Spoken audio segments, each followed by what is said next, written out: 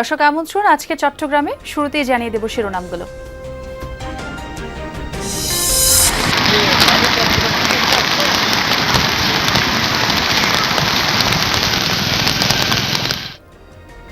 বৃষ্টি বন্যায় দুর্ভোগের শেষ নেই চট্টগ্রামের সাতকানিয়া বাঁশখালীবাসীতে। ত্রাণ পৌঁছেনি কক্সবাজারে, সড়ক যোগাযোগ বন্ধ রাঙামাটি বান্দরবান পথে। 3 দিন 4 দিন হয়ে যাওয়া কোনো প্রশাসনের লোক এবং কোনো খবর তো নেই আমাদের। সব দিকে যোগাযোগ বিচ্ছিন্ন, আমাদের গাড়ির চাকাও ঘুরে না এবং পেটের চাকাও ঘুরে না।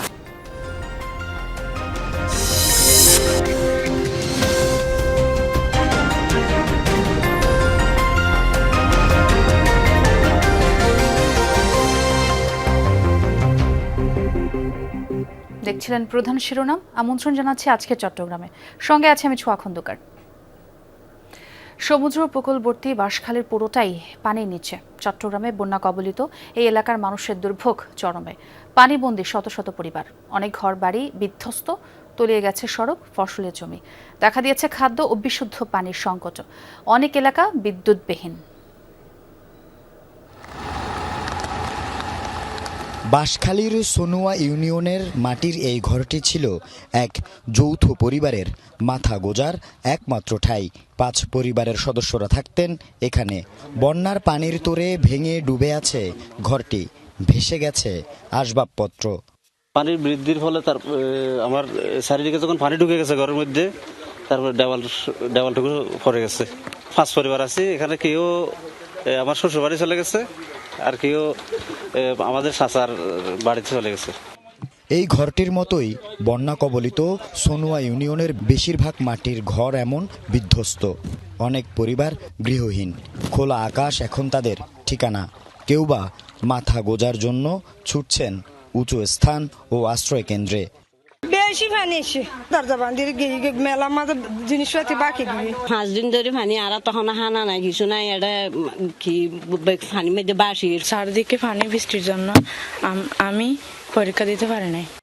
চট্টগ্রামে বন্যায় সবচেয়ে ক্ষতিগ্রস্ত উপজেলার অন্যতম বাঁশখালী। সমুদ্র উপকূলবর্তী এই এলাকার অনেক ঘরবাড়ি হাঁটু থেকে কোমর পানিতে ডুবে আছে টানা 4 দিন ধরে। কয়েক হাজার পরিবার পানিবন্দী। এখনও ত্রাণ সহায়তা না পাওয়ায় অসহায় এসব মানুষের দিন কাটছে কষ্টে। খানা টানা কিছু নাই, মাইসে দিলে গারাজ খাই না দিলে বসে থাকি। লান্দাবাড়া গড়িতে পারি না, খানা বিনা খাইছে না, ফুলা লই রে ওয়াশ ফিরাস। বন্যার পানিতে তলিয়ে গেছে ফসলি জমি, ভেসে গেছে ঘেরের মাছ। ক্ষতির মুখে ধান ও লবণ চাষিরা। মাংস চাষ যত করা ছিল সবগুলো বাসি গেছে। 3000-এর উপরে ঘর বাড়ি নষ্ট হয়ে গেছে। এই চিংড়ি মাছের গ্যার, আপনার প্রজেক্ট পুকুরের মাছ একটাও নাই। এখনো পর্যন্ত মানুষের হাহাকার করতেছেন। বাঁশখালীতে পুইছড়ি, শেকেরখিল, কাথরিয়া ও গন্ডামারা সহ 5 থেকে 6টি ইউনিয়নের বেশিরভাগ গ্রাম প্লাবিত হওয়ায় দুর্ভোগ চরমে। গত কয়েক দশকে এমন বন্যা পরিস্থিতির মুখোমুখি হয়নি বাঁশখালীবাসী। ভেঙে গেছে ঘর, ভেসে গেছে ফসলি জমি। এই ক্ষতিগ্রস্ত মানুষগুলোর এখন বড় চ্যালেঞ্জ বন্যা পরবর্তী পরিস্থিতি মোকাবেলা করা। আল আমিন শিকদার, যমুনা নিউজ, বাঁশখালী, চট্টগ্রাম। দুর্গত এলাকাগুলোর খবর জানবো এক এক করে। প্রথমে সাতকানিয়া থেকে যোগ দিচ্ছেন সহকর্মী রিয়াজ রায়হান। রিয়াজ, সাতকানিয়ার দুর্গত এলাকার পরিস্থিতি কেমন দেখছেন? পর্যাপ্ত যে ত্রাণ সহায়তা সেটি পৌঁছাচ্ছে কিনা?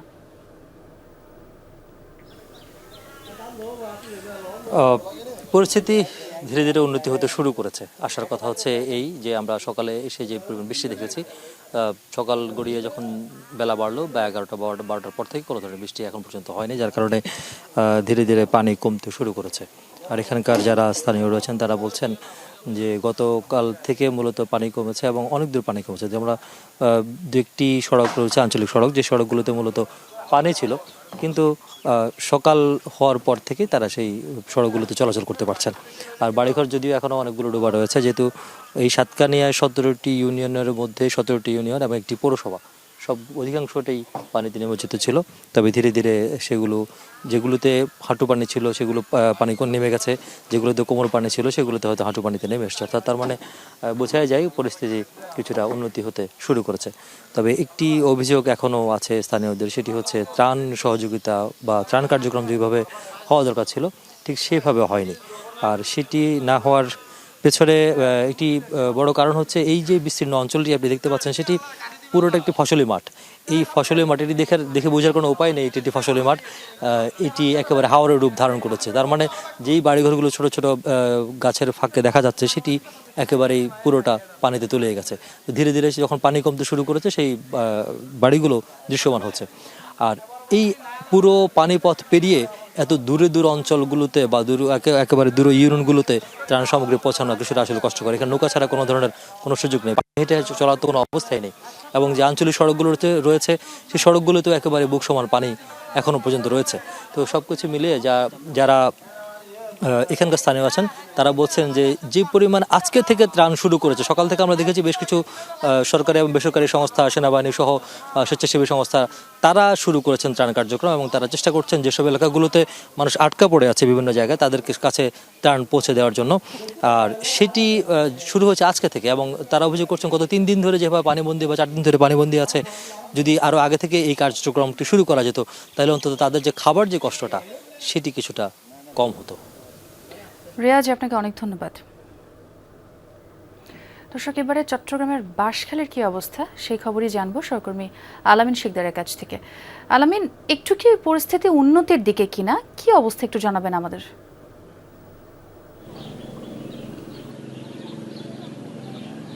ছোঁয়া, গত 3-4 দিনের তুলনায় আজকে পরিস্থিতি বলা যায় যে অনেকটাই স্বাভাবিকের পথে। কারণ আমরা গত 3-4 দিন আগে এই জায়গাটিতে যে জায়গাটিতে আমরা দাঁড়িয়ে আছি সেখানে অর্থাৎ বুক সমান পানি ছিল এখানকার যারা মানুষ তাদের ভাষ্য অনুযায়ী। আমরা এখানে বেশ কিছু ঘর যদি একটু দেখাই, এই ঘরগুলো একেবারে পানিবন্দী, যতদূর চোখ যায় শুধু পানি আর পানি। একটি ঘরে হয়তো দেখতে পাচ্ছেন কিছু ত্রাণ সহায়তা নিয়ে অনেকজনকে যেতে দেখা যাচ্ছে, তবে এরা সবাই বাংলাদেশ সেনাবাহিনীর যে ত্রাণ সহায়তা সেটি নিয়ে সেনাবাহিনীর তত্ত্বাবধানে তারা সেই ত্রাণগুলো নিয়ে একেবারে যে জায়গাগুলোতে কোমর সমান বুক সমান পানি সেই ঘরগুলোতে, যেগুলোতে এখনো 3-4 দিন ধরে কোনো ত্রাণ সহায়তা যায়নি, সেই ঘরে ত্রাণ সহায়তা পৌঁছানোর সর্বোচ্চ চেষ্টা করে যাচ্ছে। এবং এই মানুষগুলো কিন্তু গত 3-4 দিন ধরে কিছু রান্না করে খেতে পারেনি, কারণ তাদের ঘরের যে চুলোটি থাকে মাটির চুলো, সেই মাটির চুলো একেবারে ভেসে গেছে। এই গ্রামগুলো আমরা যেটিতে রয়েছি সেটি হচ্ছে বাহারছড়া ইউনিয়নের মাইজপাড়া গ্রাম। সেই মাইজপাড়া গ্রামের যাদের ভবন রয়েছে, অর্থাৎ একতলা ভবন, দোতলা ভবন যাদের রয়েছে ইটের তৈরি, এই গ্রামের সবাই কিন্তু সেই ঘরগুলোতে আশ্রয় নিয়েছে। এখানকার যারা রয়েছেন তারা বলছেন তাদের কোনো আশ্রয় কেন্দ্র পর্যন্ত নেই। আমরা একজন কাকার সাথে একটু কথা বলি। আপনার এই ঘরটা তো একেবারে সুন্দর অবস্থায় ছিল, এখন কি অবস্থা এখানে? এখন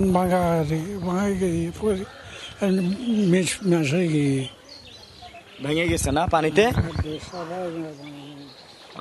আমরা শুনছিলাম এই মানুষগুলোর আসলে কষ্ট, যত পানি নামছে ততই তাদের ভাঙা দৃশ্য, অর্থাৎ এই যে বন্যায় তাদের যে অবস্থা, তাদের যে ক্ষতি সেটা ধীরে ধীরে দৃশ্যমান হচ্ছে। তাদের পরবর্তী চ্যালেঞ্জটাই হচ্ছে বন্যা পরবর্তী পরিস্থিতিটি মোকাবেলা করা। ছোঁয়া, বাসিন্দাদের যে কষ্ট সেটি স্পষ্ট ছিল। অনেক ধন্যবাদ আলামিন আপনাকে। দুর্যোগে বিপর্যস্ত পাহাড়ের জনজীবন, নদ-নদীর পানি বৃদ্ধি পাওয়ায় রাঙ্গামাটি, বান্দরবান, খাগড়াছড়ির নিম্নাঞ্চল এখনও প্লাবিত। অনেক স্থানে পাহাড় ধসে পড়ায় যান চলাচল বন্ধ। রাঙ্গুনিয়া সেতু ধসে পড়ায় রাঙ্গামাটি ও বান্দরবানের যোগাযোগ বন্ধ। দুর্গম এলাকায় ত্রাণ সহায়তা পৌঁছেনি বলে অভিযোগ ক্ষতিগ্রস্তদের। পানির নিচে তলিয়ে আছে বাগাইছড়ি, নানিয়ারচর, লংগদু, বিলাইছড়ি, বরকল, জোড়াছড়ি ও রাজস্থলী উপজেলার নিম্নাঞ্চল।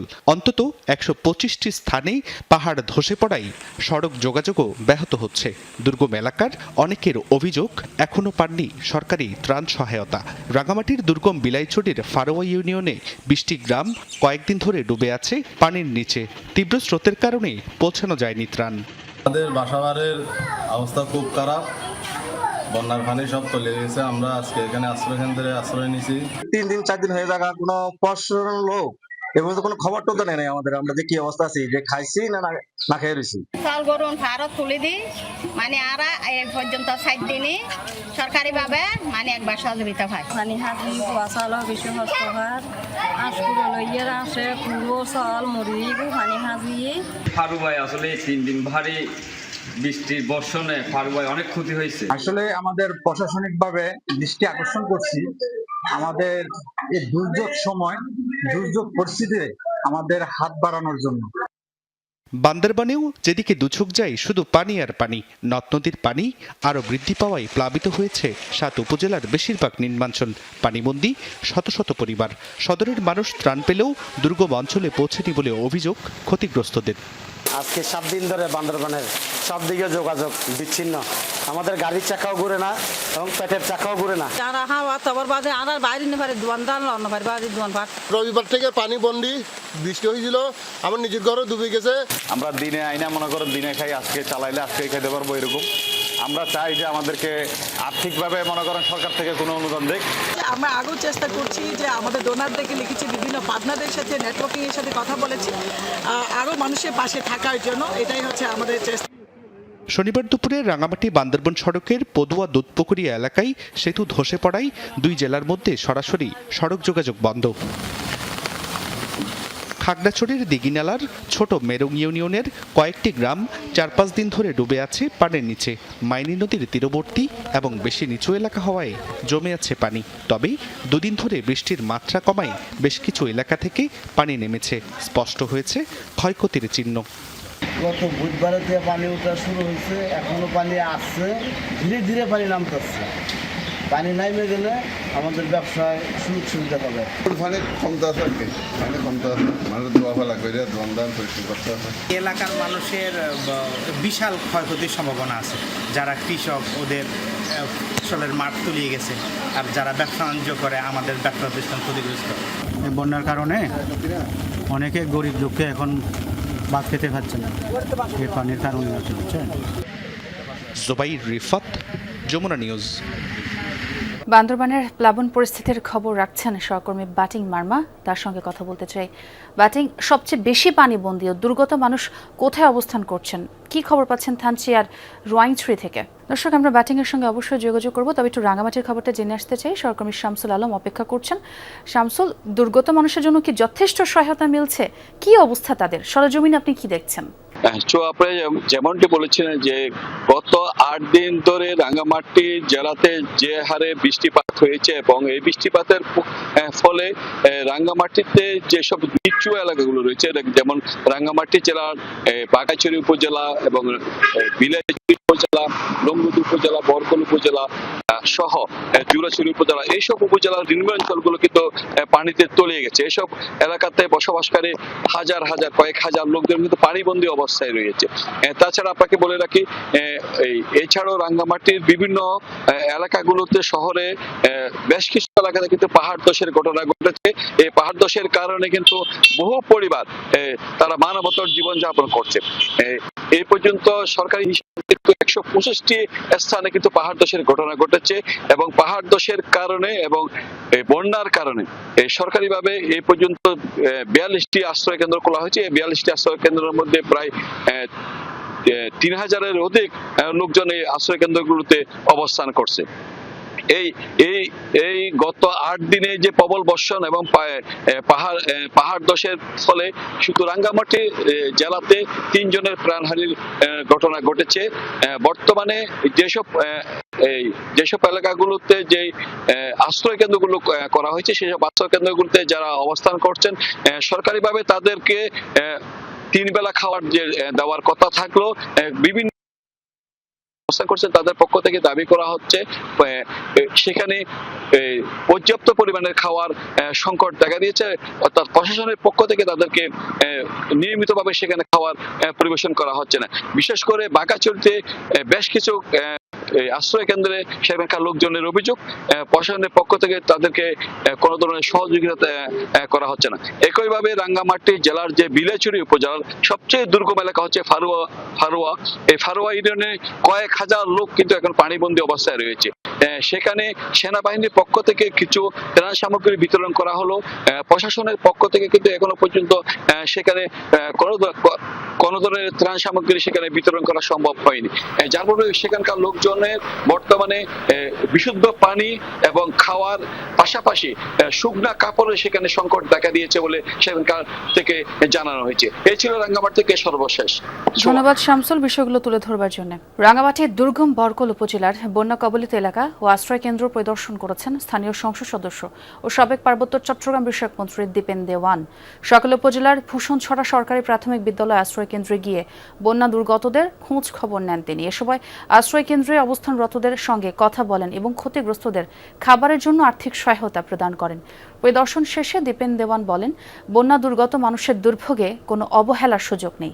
প্রশাসনের পাশাপাশি সমাজের বিত্তবান ও রাজনৈতিক নেতাকর্মীদেরও ক্ষতিগ্রস্ত মানুষের পাশে দাঁড়াতে হবে।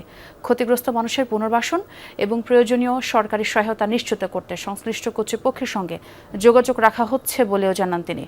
কক্সবাজারে কয়েক লাখ মানুষ পানিবন্দী। 5 দিন ধরে তলিয়ে আছে ঘরবাড়ি, দোকানপাট, মসজিদ, শিক্ষা প্রতিষ্ঠান। দুর্বিষহ দিন কাটছে পানিবন্দী মানুষের। দেখা দিয়েছে খাদ্য ও বিশুদ্ধ পানির সংকট। 5 দিন ধরে ডুবে আছে ঘরবাড়ি, দোকানপাট, মসজিদ, মাদ্রাসা সহ পুরো গ্রাম। এখানে মানুষের বাড়িঘর ডুবে গেছে, মানুষ রান্না বান্না করতে পারতেছে না।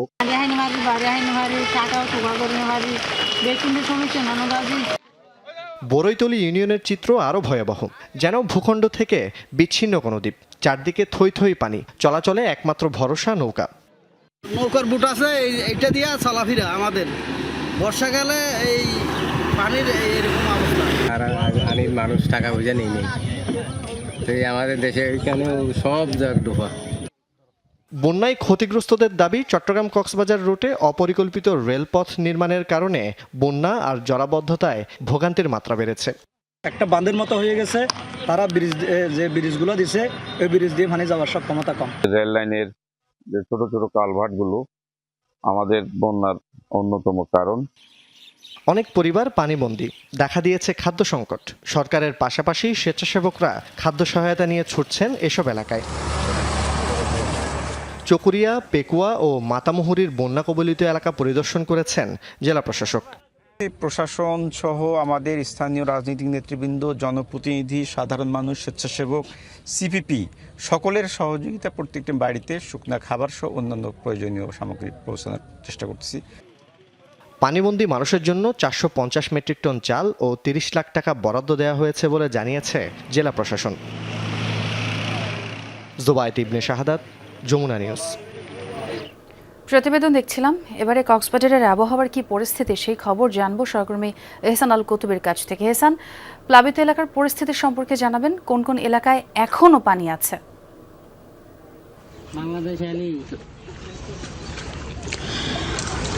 আমি এই মুহূর্তে আছি পেকুয়ার প্রত্যন্ত গ্রামে। আমরা নৌকা নিয়ে এই মুহূর্তে ঘুরে দেখছি এখানকার মানুষের দুরবস্থা, মানুষ কি পরিমাণ কষ্টে আছে সেই বিষয়গুলো মূলত দেখছিলাম।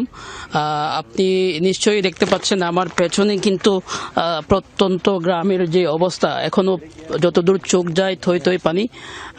এই পানিবন্দী মানুষগুলোর জন্য ত্রাণ পৌঁছে দিচ্ছে একটি নৌকায় আমি আছি এখানে।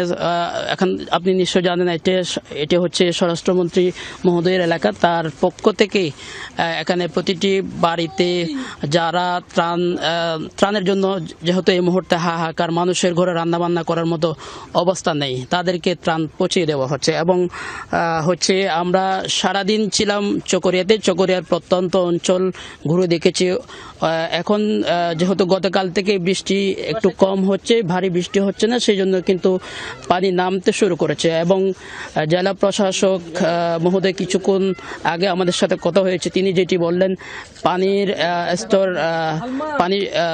স্তর অনেকটা নিচে নেমে গেছে, যার কারণে আশা করা হচ্ছে যে খুব দ্রুত সময়ের মধ্যে পানিবন্দী যেসব মানুষ আছেন তারা দ্রুত সময়ের মধ্যে ভালো একটি স্বস্তির খবর পাবে। এবং এইটির সাথে সাথে আর একটু বলতে চাই, আপনি নিশ্চয় জানেন যে চকরিয়া, পেকুয়া, মাতামুহুরী সহ প্রত্যন্ত এলাকার মানুষ যারা পানিবন্দী অবস্থায় আছে, এখানে সবার একটি এই মুহূর্তের দাবি হচ্ছে, এই মুহূর্তে সবার একটি চাওয়া হচ্ছে তাদের কাছে কেউ ত্রাণ নিয়ে যাবে, তাদের জন্য যেহেতু রান্নাবান্না করার মতো অবস্থা নেই, চুলো থেকে শুরু করে ঘরে খাবার দাবারও নেই, আবার কর্মও নেই, এই অবস্থায় আসলে তাদের জন্য ত্রাণটাই হচ্ছে সবচেয়ে বেশি। আবার পাশাপাশি হচ্ছে সুপেয় পানির ব্যবস্থা। সুপেয় পানি এই জন্য যেহেতু যেসব এলাকায় নলকূপ ছিল সেই নলকূপগুলো কিন্তু পানির নিচে ডুবে থাকাতে তারা সুপেয় পানি পাচ্ছে না। এই জন্য কিন্তু অনেকেই আমরা দেখছি এখানে সুপেয় পানি নিয়ে এসেছেন এবং এর পাশাপাশি হচ্ছে পেঁয়াজ, মুড়ি, ডাল, চাল, তারপর হচ্ছে চিনি, প্রয়োজনীয় যেসব জিনিসপত্র, যেসব খাদ্য সামগ্রী দরকার হয় প্রতিদিন সবার, সেই খাদ্য সামগ্রী নিয়েই কিন্তু তারা এখানে অনেকেই এসেছেন। এবং এই ত্রাণ তৎপরতার পাশাপাশি হচ্ছে মানুষ যে দুর্ভোগের মধ্যে আছে, এখন যেহেতু বন্যা শেষ হচ্ছে, এখন বিভিন্ন রোগ সৃষ্টি হবে, সেজন্য কিন্তু সবাইকে সচেতন থাকার জন্য কিন্তু পরামর্শ দেওয়া হচ্ছে জেলা প্রশাসনের পক্ষ থেকে। ছোঁয়া। অনেক ধন্যবাদ হেসান আপনাকে।